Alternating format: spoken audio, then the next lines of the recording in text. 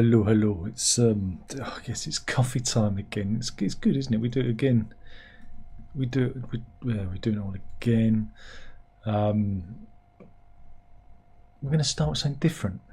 We had some feedback. Yeah, we had some feedback, and it's really nice when you, the viewer out there, leaves a comment.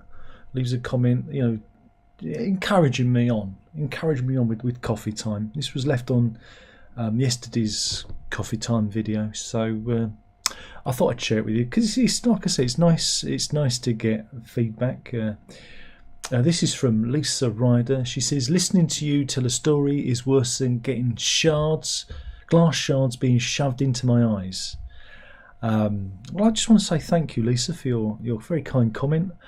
If only I could get you to sit and forcibly watch my videos, I would get utter joy from that, because it's the suffering. I'm suffering, and for my art, and so are you, and that's nice. It's good. I'm glad we're all on the same page. I'm glad we're all having the same miserable time. It's very important, that very, very important. I haven't looked at the news today, so I don't know what's going on. Okay, what's this say? This is we've got Trump news. The headline is, the tattooed TV presenter who will be in charge of the world's most powerful military and its nuclear weapons. Okay, because Trump's announced his new defence secretary, apparently. This is Peter Hegseth, who's they've branded here as anti-woke. I think everybody's anti-woke, aren't they, these days? It's no longer an insult. But he is a Fox News host, and with no government experience. Okay, how about military experience? That could be. Oh, he has got. Oh, that's good. He has got combat experience in Iraq and Afghanistan, where he served as a captain of the National Guard and won 2 Bronze Stars. And here he is, something for the ladies. Maybe the tattoos will do something for you. There you go.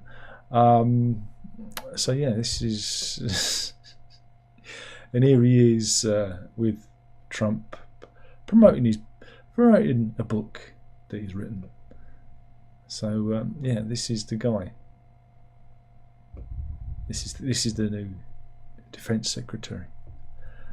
I don't know.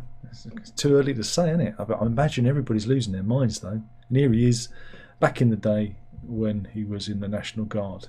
So at least he's got military experience. I suppose that's a good thing, isn't it? That's a good thing, isn't it? Isn't it? I don't know. Mal Plus story. 15 of my friends in their 40s and 50s have left their husbands.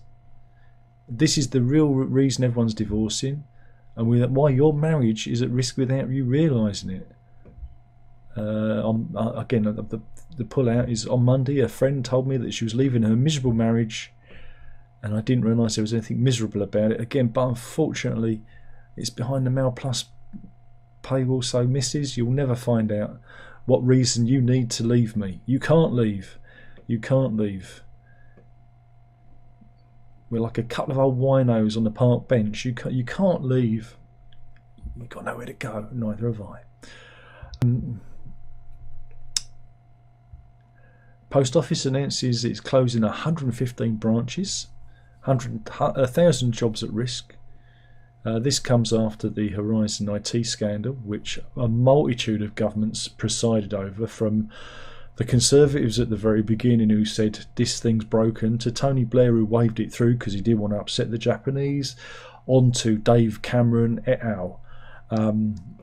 Let's not forget that. So again, the Post Office is in a peculiar position because it was sold off at a loss by Vince Cable, Liberal Democrat. Have you noticed a theme here? Every flavour of Politico is incompetent. Have you noticed that? Whether it be old Conservative, new Labour, new Conservative, new Liberal Democrat, none of them. None of them you'd piss on if they were on fire.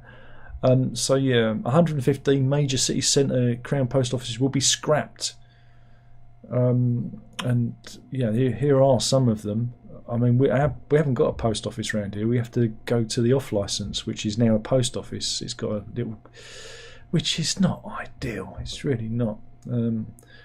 Meanwhile, again, if you go to, I don't know, Eastern Europe or even Africa, they've still got post offices in their city centres. And so, yeah, is any of yours on there? It's quite a lot. It's ridiculous. There'll probably be even more. Again, because the post office should have been kept by us in our ownership. It was sold off like every other utility that we have, and it should have been maintained and subsidised, you know. But we sold it off at a loss. Vince Cable, you idiot. And here we are. This is to be expected. Meanwhile, post prices go up, service goes down, and, you know, we're in a real trouble with it all. Meanwhile, got its exclusive benefits Britain. How numbers of unemployed handouts have surged more than a third in some areas over the past year, with nearly 600,000 more claiming more than before COVID. Well, it's because we've got more people in the country. Do you remember those people that come over on the boats and stuff? They only represent 4% of immigration into the country. Get your minds around that. Where's the other 96% coming from? They're not coming in on boats, I tell you that. So, yeah, it's going to happen. But anyway, it's what they do. It's what they do to sow division between us. You've got to remember, the people that make all these decisions in the Houses of Parliament are all subsidised anyway. They're on benefits. They're paid for us. They get their food and drink subsidised by us. They're the biggest benefit frauds. And then they'll turn around.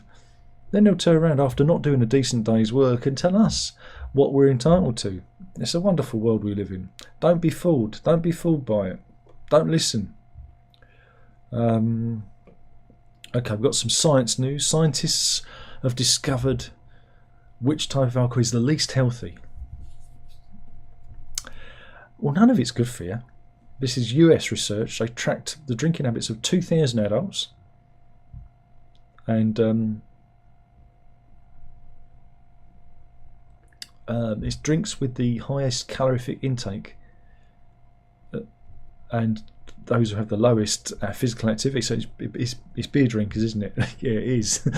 Beer lovers at the highest risk of obesity because of the calorific content. Study lead author and researcher of internal medicine at Tulane University, Dr. Madeline Novak, said the negative effects of excessive alcohol, including liver disease, can often be exacerbated by poor diets. So yeah, I mean, look, it's not good for you. It's a stupid study, but it's a picture. So we're having a good time. Look, it's a picture. Look, I don't know about you. Makes me fancy going around the pub. What do you reckon? You getting the first round in? Okay then. None of it's good for you. Be like me and abstain. The only ale I drink is Adam's ale. My body's a temple. Yeah. But it's one of those temples that's been, you know, in the middle of the woods, all overgrown with vines and bits have fallen off. That kind of temple. You know what I'm talking about. It's sort of temple that Indiana Jones comes across in those movies. You know, full of bats and monkeys. That's the kind of temple my body is these days. Look, this is a non-story. Just don't drink. Don't drink and wish for death. That's how I get through it. That's only yeah.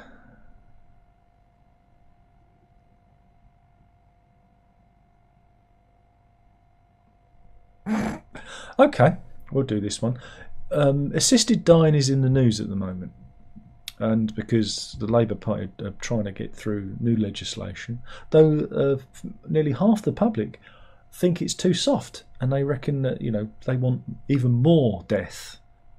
It's good. But anyway, this story comes of a Dutch woman, a 22-year-old called Romy, who suffered severe clinical depression. She had eating disorders, anorexia, because she experienced terrible childhood abuse. And when she was 18, she began to advocate for her right to die. Right?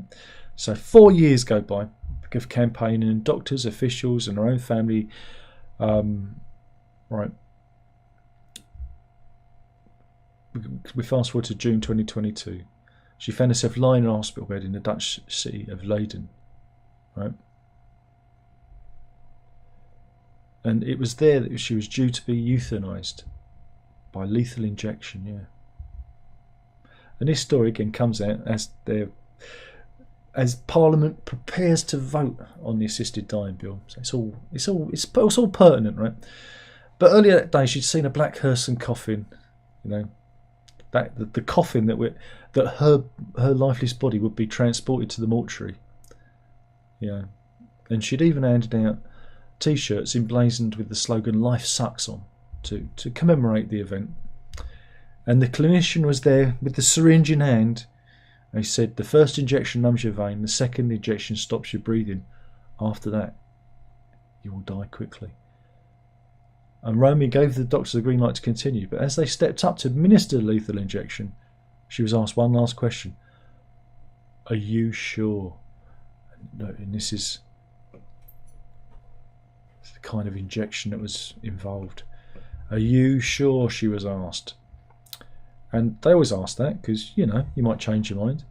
And it did. Romy changed her mind. She had a massive outpouring of emotion because she had like a relatives, her mother, her brother beside her in the garden, you know, waiting for her. And yeah, she called it off at the last minute. And now Romy lives in a communal assisted living in Rotterdam and is studying for a diploma in adult education. But yeah, she's found new purpose in her life. She's gone through trauma therapy, and she's reflected on her journey. She spoke to Dutch media and said, "Because I've been so close to death, I see life as something valuable. It won't always go well, but I now know there is a light at the end of the tunnel." That's what you say when you're on the railway tracks, isn't it? Asked what gives her hope, she said, this is going to sound crazy. I genuinely enjoy paying rent. It gives my life meaning. And so, yeah, that's a little cautionary tale there. But again, many people, you know, they just want to get off this world. And again, you know, it's a big debate. I'm kind of for it, but I think it needs to be highly regulated. And I think the disabled and, you know, those people that are vulnerable have good cause to be concerned by it. And again, I've heard the disabled talk about this for many years, 30 odd years, that they fear that euthanasia and assisted dying will be used to put a guilt trip on them. You're a burden on the system, and you know that's a real danger. Oh, it's getting a bit serious. Let's change the subject. Stomach churning reason why you should never use a hand dryer in a public toilet.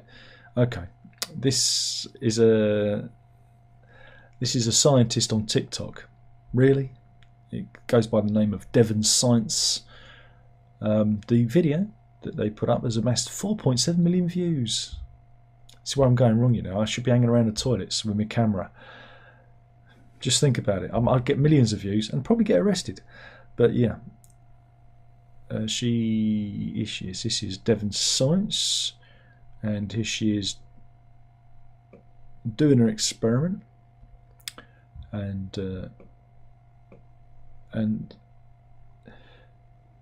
she's got a petri dish. Obviously, she swabbed her hands after using the dryer,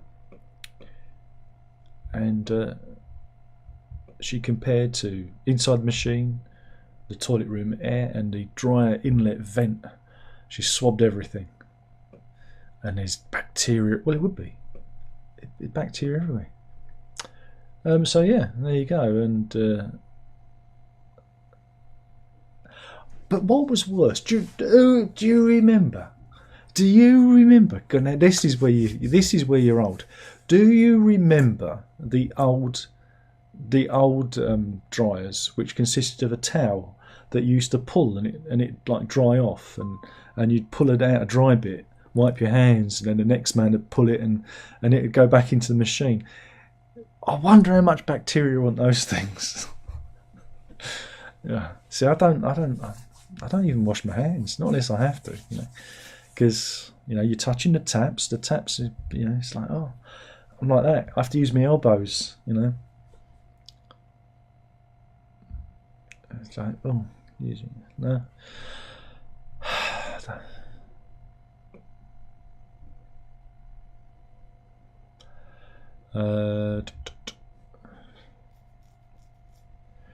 Can't do that one. Oh, Homebase is heading for administration. I was only thinking about Homebase earlier today, or was it yesterday? I can't remember. It all blurs because I wanted to get a new light fitting for my son's bedroom, and I thought, oh, Homebase that used to be, oh, it's Lidl now.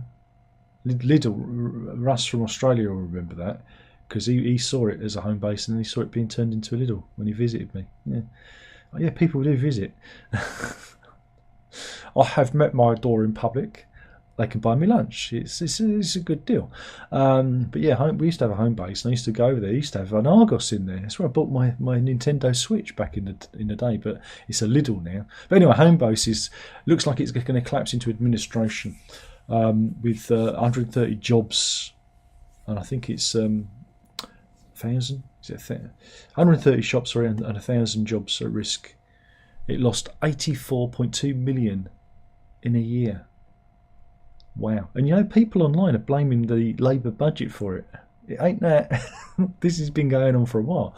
I think people are moving away from DIY. You know, the DIY culture's kind of cooled off from the 80s and the 90s. And, you know, online, you know, getting stuff delivered from Amazon like I did today with the light fitting. Oh yeah, missus, I've got that. The Amazon man, it was a light fitting. I'm going to try and electrocute myself. So when you come back tomorrow from your day out, if I'm kind of laying flat out in Herb's bedroom, don't touch me because I'll probably electrocute myself. It'll be fine. It'll be fine. Meanwhile, mysterious anti-war Russian TV chef exiled to London is found dead in hotel room in Serbia. Comrades should have used stairs. Alexei Zimin, who owned the Zima restaurant in Soho, died on a trip to Belgrade. Here he is.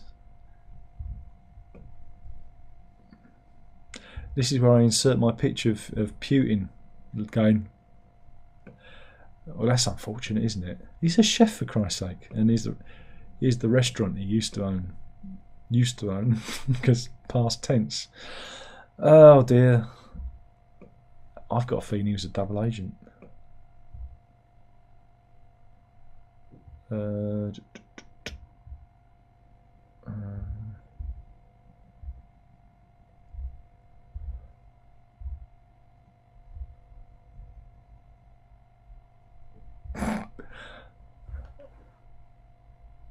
Okay, we'll do this one.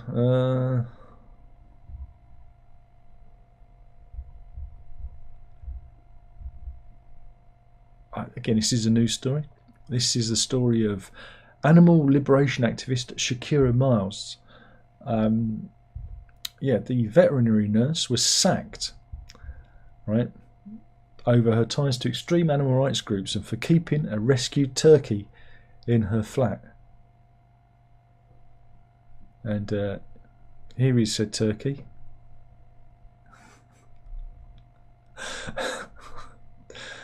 Well, come on, it takes all sorts, doesn't it?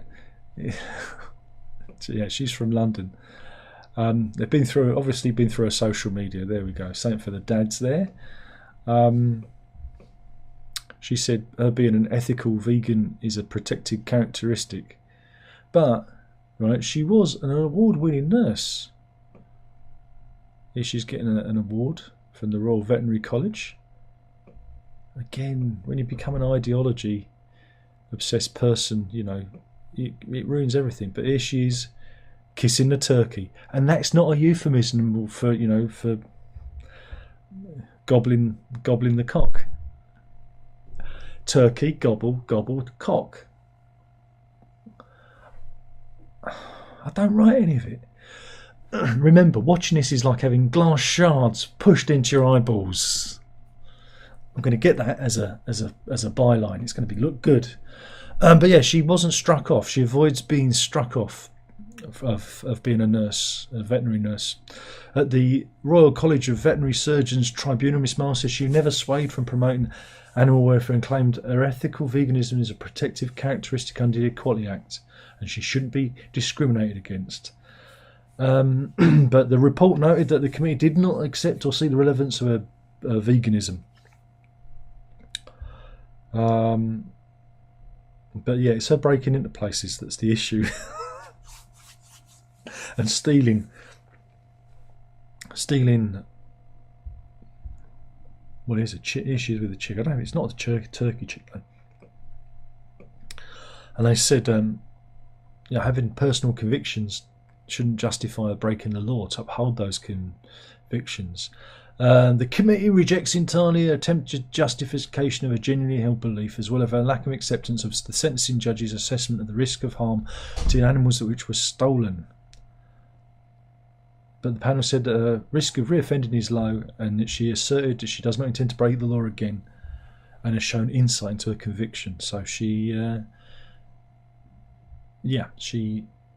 hasn't lost her ability to be a nurse, but she was initially sacked because of police raided her flat where she had the rescued turkey, whose name was Dorothy the turkey, and she's got some actual tattoos of chickens.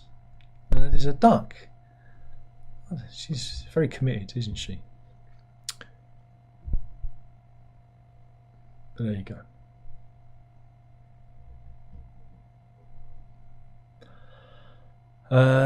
What else have we got?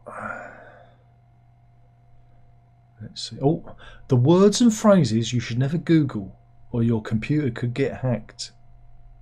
Okay, I'm game. Right. This is from cybersecurity experts. Jake Moore, who's a global security expert in the field of cybersecurity at ESET. Right? And it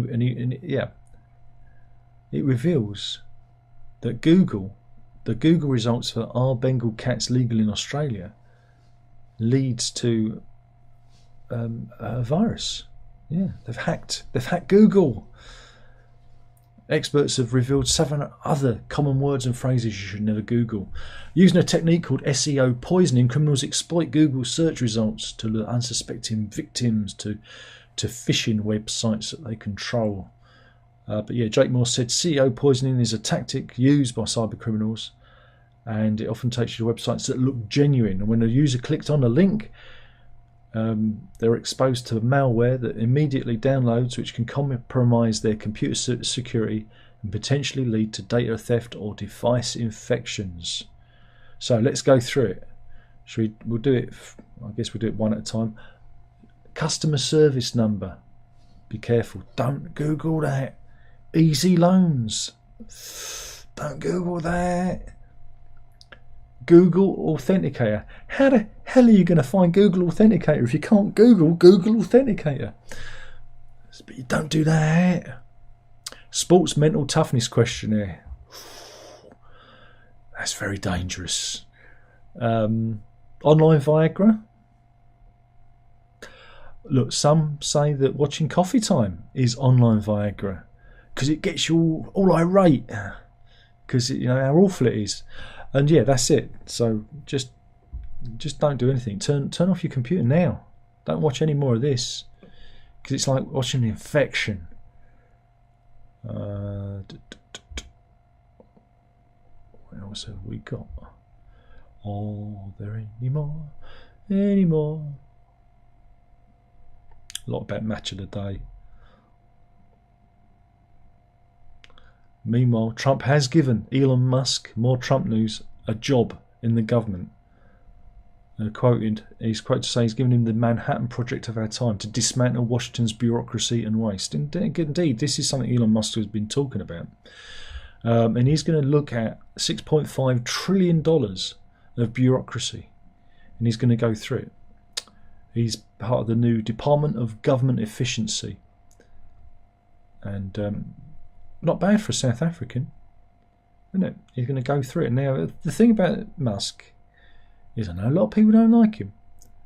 Right? He used to be a darling of the left when he popularised the electric vehicles, and he was going to get us to Mars. And here he is going, I'm a Trump cheerleader, rah, rah, rah. There you go. It gets very excitable. But yeah, if anyone can go through it, it is Musk, because he runs a really his business very tight business. So it's what we need.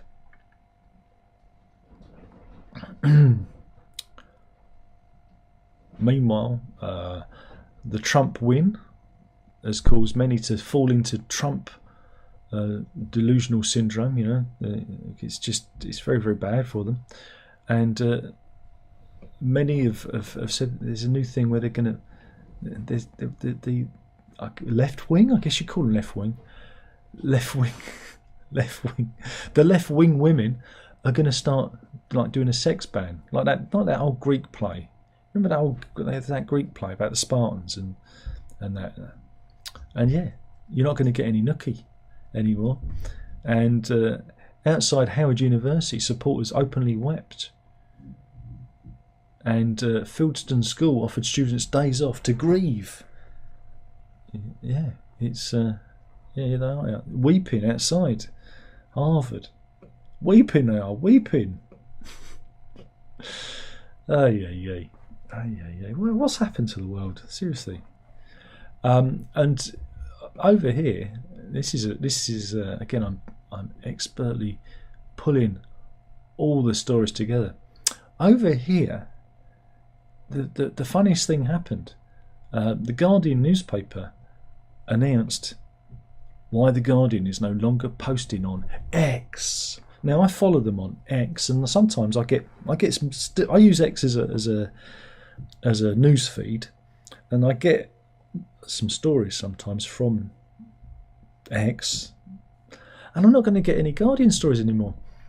It says here, we want to let readers know we no longer post on any official Guardian editorial accounts on the social media site X, formerly Twitter.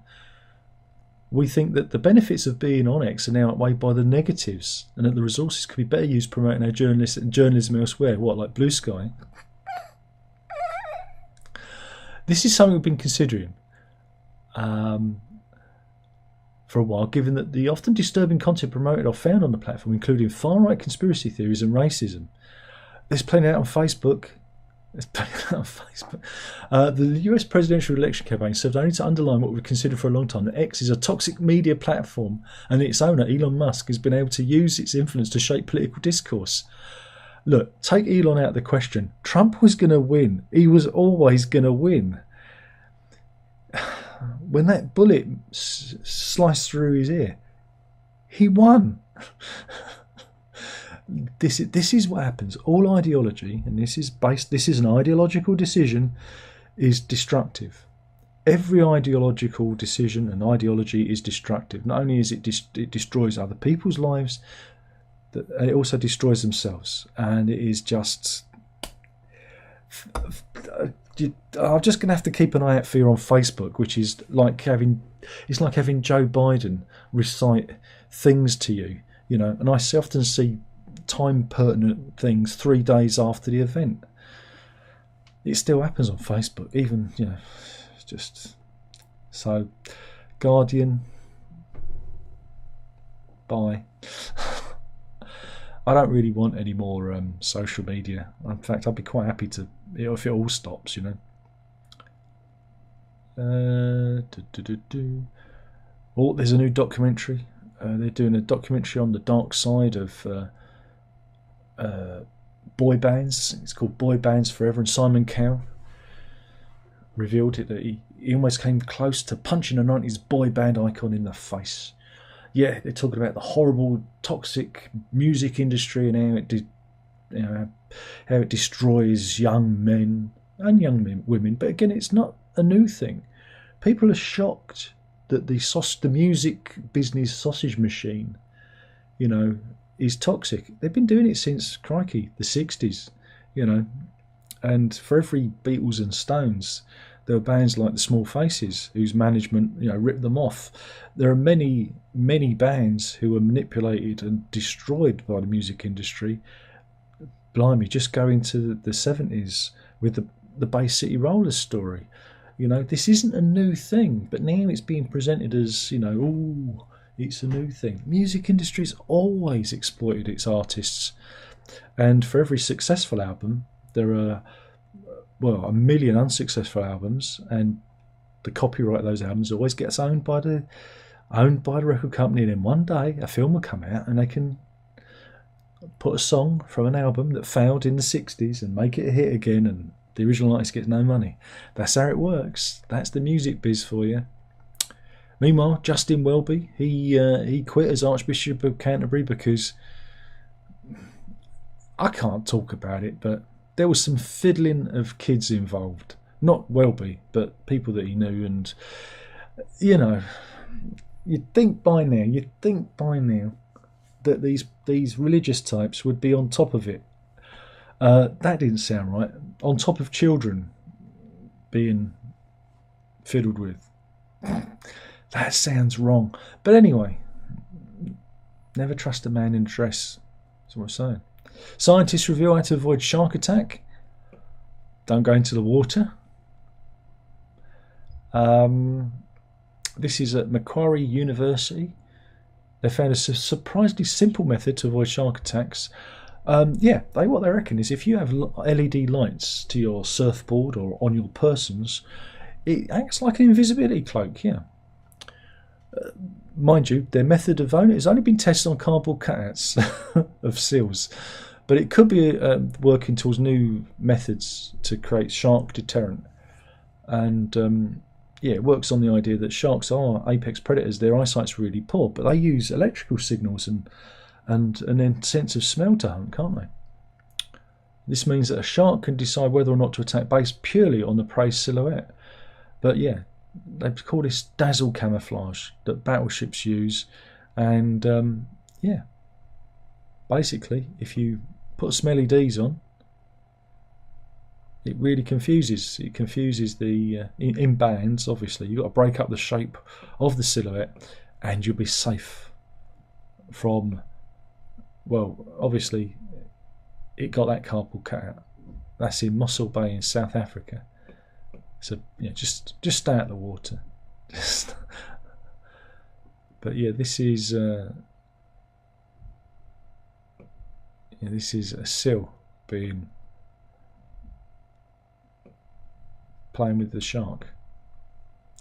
Yeah, so that's how you avoid shark attack. Just wear some LEDs. Probably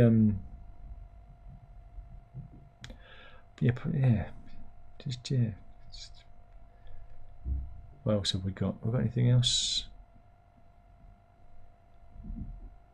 How long have I done? Oh God, I've done too long. Can't do that one. Wow, I'd like to do it, but the algorithm. Can't do that one.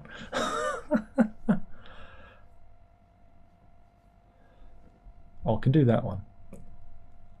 I found an animal story.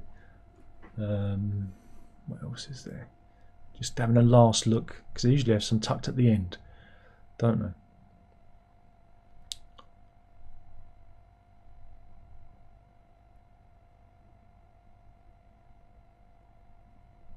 I'm going to do this one. This is an advert for artificial grass company. The Great Grass Company had a billboard up at the junction of Hollins Road and Manchester Road near the M60 motorway in Oldham, and it's been banned. Here we go. This has been banned. No trimming needed, because it demeans women. She's obviously just a keen gardener. I don't know what they're getting at. And it's been banned as demeaning and objectifying to women. What? I don't no. And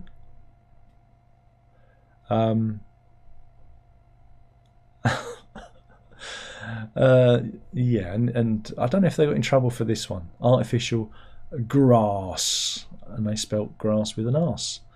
Perfect, 365 days a year, get laid by the best. You can't do those cheeky, see what I did there, cheeky kind of ads anymore, because no one has a sense of humour. Remember, But they did do look, they did do something for the ladies as well. Look, there you go. Great abs, great grass. See? It's not sexist if they do it for both men and women.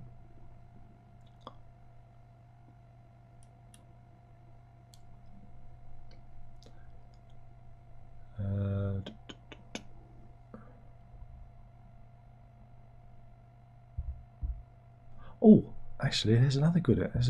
That's a better animal story. Excellent. And here's the Cartier diamond and emerald brooch. It was given by Richard Burton as a wedding gift to Elizabeth Taylor, and it's recently been sold. And yeah, went for £7 million after it was gifted to a British socialite. There we go. Wow. There we go. We'll do the animal stories now. Okay then. Okay, what have we got? We have got Who's a Clever Boy? Study reveals the most intelligent dog breeds. Intelligent dog breeds. Well, you know, we can do that. We can do. We have one. We have one over there. Just chilling. Just chilling. So we got dog cam out of the way. That's good, isn't it? So let's see. This is a new study by scientists in France. Researchers at the University of Montpellier announced the analysis of the brains of more than 170 dog breeds. Yeah, they found that breeds with smaller brains respond best to training and have good short-term memory. Two traits that are regarded as clever in dogs. Breeds with bigger brains score higher for fear, aggression, attention-seeking behaviours and separation anxiety. Traits linked to dim-wittedness. So if you've got a big dog, such as a Retriever, Rottweiler, Siberian Husky, they're likely to have smaller brains but higher brain power. But if you've got a smaller, fashionable dog that you can fit in your handbag, they're likely to have a larger brain but lower brain power. I think they mean in proportion to the size of their body, don't they? Because small dog, a Chihuahua's brain is tiny, but yeah, I think they mean... While the new findings seem counterintuitive, the science explains excessive breeding by humans have distorted the natural layout of a canine brain. I did not know that. Right, so we have the most and least intelligent dog breeds in a list. I have a list. So, in at 7, we've got the toy category: Pomeranian, Chihuahua, Yorkshire Terrier, Shih Tzu, Pug. Shih Tzu, that's a zoo without any animals. Non-sporting: Asian Spitz, Poodle, Nordic Spitz. 5, herding: Alpine, Hungarian, Border Collie, Old English Sheepdog. Sorry, Border Collie should be higher up the list. Hound at 4, Afghan, Bloodhound, Basset Hound, Basenji and Scent Hound. 3, Foundation: Alpine, Mediterranean. 2, sporting: Pointer, Setter, Spaniel, Beagle, Weimaraner. And 1, working dogs: Rottweiler, Siberian Husky, Great Pyrenees, European Mastiff, Schnauzer, Retriever. I'm sorry, but the Border Collie is a working dog. It should be at number 1. I am deeply offended by that list. I'm going to write a letter to someone in green ink. That's what I'm going to do. I'm going to write a letter. I'll show them. So what we've got here is we've got a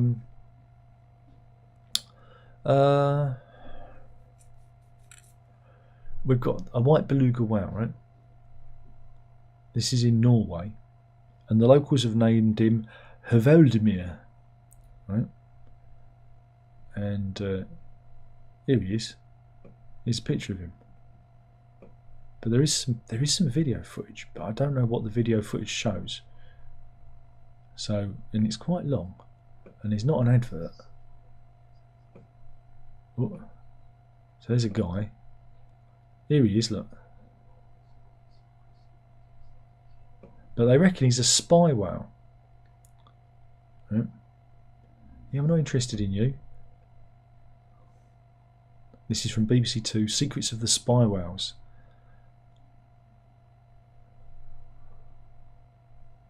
He's just showing off. He's just showing off. But this wow, what he did was quite amazing. See, look, he retrieves a mobile phone that a girl has dropped. Look at that. Isn't that amazing? There you go. Yeah, he retrieved an iPhone. I think it was a iPhone. Yeah, the whale, which was found dead in September, belonged to the Russian military and had escaped because it was being a hooligan. Yeah, he was a rebel Russian spy whale, yeah, who moved to Norway. I reckon Putin got to him, like that chef. Dr. Olga Shpak, who worked at the Russian Research in Marine Mammals, told the BBC while she believed that it fled a naval base in the Arctic Circle. She doesn't think it was a spy. Oh, come on. He looked a bit shifty, didn't he? He looked a bit shifty. In incredible footage from a new BBC Two documentary, the tame whale can be seen approaching a boat full of adoring fans before passing a woman a phone in his mouth. So the woman can be heard shouting in disbelief, "Is this for real? Oh my God, it's for real." As the phone broke through the water's surface. And here's a close-up of the action. The phone coming out of the brine. The 14-foot whale releases the phone into the hands of the girl. But yeah, Valdmir's body was found floating in the Rizavika Bay in southern Norway in September. And at the time of death, animal rights groups claimed he'd been shot. Putin. It was Putin all along. But a forensic examination carried out a week later concluded human activity did not directly lead to his death. But he actually got a stick lodged in his mouth. Oh. An autopsy showed that the 35cm length and 3cm wide stick was stuck in the animal's mouth. Yeah. So, but there was no evidence of him being shot. And here he is. Here he is in happier times. Poor Valdimir. The beluga whale who came in from the cold, who may or may not have been a spy. There we go. I definitely think Putin got to him. Oh yeah, it looks like a stick. It looks like a harmless stick, but it's got Putin's fingerprints all over it. 8 people enjoy having shards of glass rammed into their eye holes. Grant's in. He says, "I'm here." And Andrew's late again. Well, Payne's in. He says, "Hello." Runs in. "Right, Clive." Payne says, "I remember a colleague saying at least 10 years ago he thought Homebase were on their way out." It was always a bit bitty. The one that we always had over there, prices were always wrong. And I remember we went in there, me and the kids went in there to get an extension lead. And it said, I don't know, $9.99 or $7.99 on the stand. I walk in, I think I've got a tenner on me, you know. But it's back in when people use cash. And I put it on the desk, and we have to wait, and it's Q and Herb's with me, and he's getting a little bit agitated because crowds and everything. So we get to the counter, I hand it over, they scan it, it goes $14.99. And I said, "No, it's..."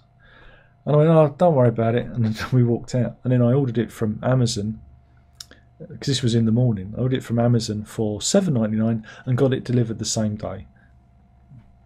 That's it. That's the story, But I used to get very upset with them, and it also used to be very messy.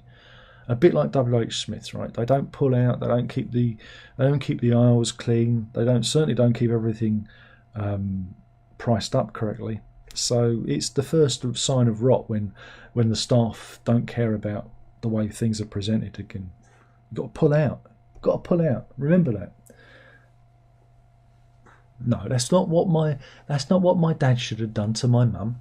No, that's rude. Clive says, "That turkey seems very small. I'd say it would be safe from the dinner table anyway. You've got to feed them. That's why you've got to feed them. Full of grain." Zeb says, "Whatever happened to yesterday's live stream? I wanted to watch it today. Have a nice day." There was a few technical issues. An edited version will be available later. All right, so it'll be later. It's just there was a few glitches, a few issues at my end, which will be fixed. But I didn't want to put it up with all the glitches in because it's just not good. So I'm just going to edit out the bits that didn't work, and which is quite a lot of it. And you'll get about half an hour of live stream. So it's going to be, you're going to love it. Andrew says, hi Darren, I'm just in later. You keep laying. You had dog cam. We did dog cam. Look, you're late. Why should I give you extra dog cam? Really? It's not right, you know. You're just exploiting my good nature. Layla, you got your tongue sticking out again. I don't think I can see it from this angle. Yeah, your tongue's out. There you go. Dog cam. I aim to please. Oops, there we go. Anyway, that was the news. Hopefully you've enjoyed it. If you haven't, don't leave comments saying that you'd rather stick glass in your eyes. That's just going to make me laugh. And I like the idea that you're not enjoying it. It pleases me. So you don't know who you're dealing with. Anyway, thank you for watching. That was the news. Killing the channel one video at a time. You know you've got to drink it up. Ta-ta.